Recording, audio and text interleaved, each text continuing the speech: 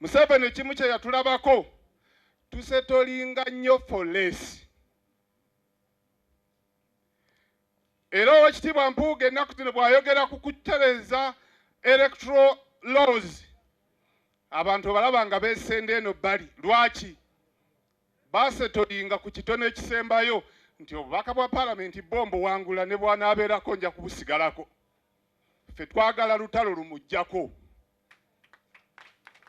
Kati ekitutawaanya amateeka agasobola okuwanguza ababaka ba paalamenti go tusobola ogatambulirako. Paalamenti bagirondera mu tteeka ddala, ne pulezidenti bamulondera mu tteeka ddala.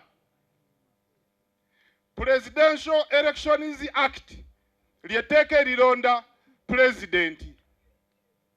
Kati ate waliwo bayita Parliamentary Elections Act ly'etteeka erironda ababaka ba paalamenti.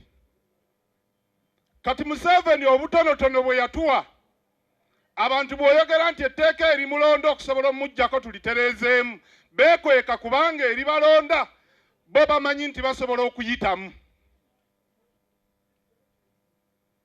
Because we have settled for less. Era abantu ewa Museveni babasongerayo olw'okuba bamanyi muli mu kizikiza, tugenda kumujjako.